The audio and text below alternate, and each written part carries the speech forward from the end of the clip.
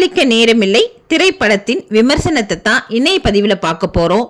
காதல் மட்டுமே போதும், திருமணம் குழந்தைகள் வேண்டாம்னு நினைக்கிற நாயகன் ரவி மோகன் என்கிற ஜெயம் ரவி, காதலும் வேண்டாம் திருமணமும் வேண்டாம் குழந்தை மட்டுமே போதும்னு நினைக்கிற நாயகி நித்யா மேனன் ஆகியோர் நேர் எதிர் எண்ணம் கொண்டவர்களாக இருக்கிறார்கள்.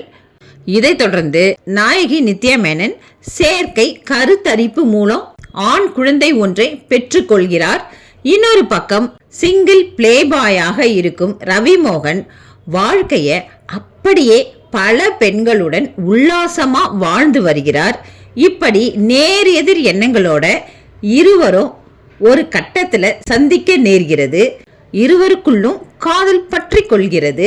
இவர்கள் இருவரும் அவரவர் கொள்கைகளை விட்டு கொடுத்து விட்டு ஒன்று சேர்ந்தார்களா இல்லையா என்பதுதான் காதலிக்க நேரமில்லை படத்தோட மீதி கதை. ரொம்பவே சென்சிட்டிவான கதையை இந்த கால ஜென்சி மற்றும் ஜென் ஆல்பா கிட்ஸ்களுக்கு செட் ஆகும்படியா சற்றே முற்போக்கு சிந்தனையுடன் கூடிய ஒரு நவீன ரக காதல் ரசம் சொட்ட சொட்ட கொடுத்திருக்கிறார் நம்ம இயக்குனர் கிருத்திகா உதயநிதி.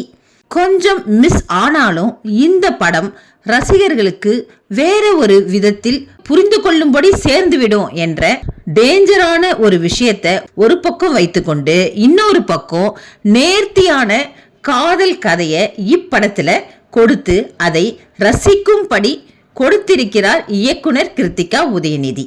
படம் ஆரம்பத்தில் இருந்தே போக போக மாடல் லவ் ஸ்டோரியா விரிந்து எந்த ஒரு இடத்திலும் பெரும்பாலும் தொய்வில்லாதபடி ரசிக்கும்படியா ஒரு மாடர்ன் லவ் திரைப்படமாக விரிகிறது. இதற்கு ரவி மோகன் மற்றும் நித்யா மேனன் இருவரோட நடிப்பு படத்தை தூக்கி நிறுத்தி இருக்கு. இவர்கள் இருவருக்குள்ளும் இருக்கும் அந்த கெமிஸ்ட்ரிய மிக சிறப்பாக கையாண்டு அதற்கேற்றாற் போல திரைக்கதையை அமைத்து ஒரு ஃபீல் குட் லவ் ஸ்டோரி பார்த்த உணர்வை கொடுத்திருக்கிறார் இயக்குனர் கிருத்திகா உதயநிதி.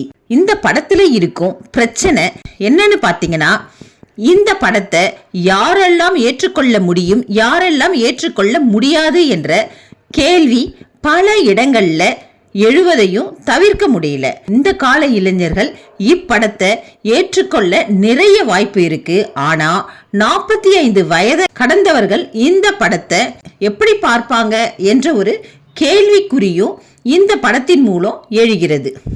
இப்படி இந்த படத்திற்கு சில இடையூறுகள் இருந்தாலும் கதை சொல்வதற்கான நேர்த்தியான திரைக்கதையும் அழகாக அமைத்து படத்தை கரை சேர்க்க உதவி இருக்கிறது. மற்றபடி இந்த படத்திற்கு கலவையான விமர்சனங்களே எழுவதற்கு நிறைய வாய்ப்புகள் இருக்கிறது. ஆனால் அதையெல்லாம் கடந்து இந்த படம் எந்த அளவு வரவேற்பு பெறும் என்பதை பொறுத்திருந்துதான் நாம் பார்க்க வேண்டும். மற்றபடி இந்த கால இளைஞர்களுக்காக உருவாக்கப்பட்டிருக்கும் இந்த மாடர்ன் காதல் திரைப்படம் பழைய ரிதம் படத்தை ஞாபகப்படுத்தி ரசிக்கவும் வச்சிருக்கு. நாயகன் ரவி மோகன் என்கிற ஜெயம் ரவி வழக்கம் போல தனது காதல் நடிப்பை இந்த படத்துல கொடுத்திருக்கார்.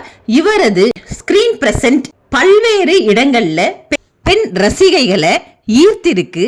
படத்தின் முக்கிய நாயகனாக ஜெயம் ரவியையும் தாண்டி நித்யா மேனன் ஜொலிக்கிறார்னு சொல்லலாம். இவரை நடிப்பு ராட்சசி அப்படின்னே சொல்ல முடியும். அந்த அளவு தனது கண்களாலேயே பல எக்ஸ்பிரஷன்களை அள்ளி வீசி இருக்கிறாரு. எந்த ஒரு காதல் காட்சியாக இருந்தாலும் எமோஷனல் காட்சியாக இருந்தாலும் தன் மகனுடன் இருக்கும் அம்மா மகன் பாசம் சம்பந்தப்பட்ட காட்சிகளாக இருந்தாலும் அப்படியே ஜஸ்ட் லைக் தட் போல் மிக மிக சிறப்பாக நடித்து அசால்ட் செய்து தான் ஒரு தேர்ந்த நடிகை என்பதை மீண்டும் ஒரு முறை நிரூபித்து இருக்கிறார். ஓகே ஃப்ரெண்ட்ஸ், இது மட்டும் இல்லாத இந்த படத்துல இன்னும் எந்தெந்த கதாபாத்திரங்கள்லாம் வருது, இன்னும் படம் எவ்வளவு சுவாரஸ்யமா போகுது அப்படின்றத நாளைய பதிவுல பார்க்கலாம். தவறாத பாருங்க. நன்றி.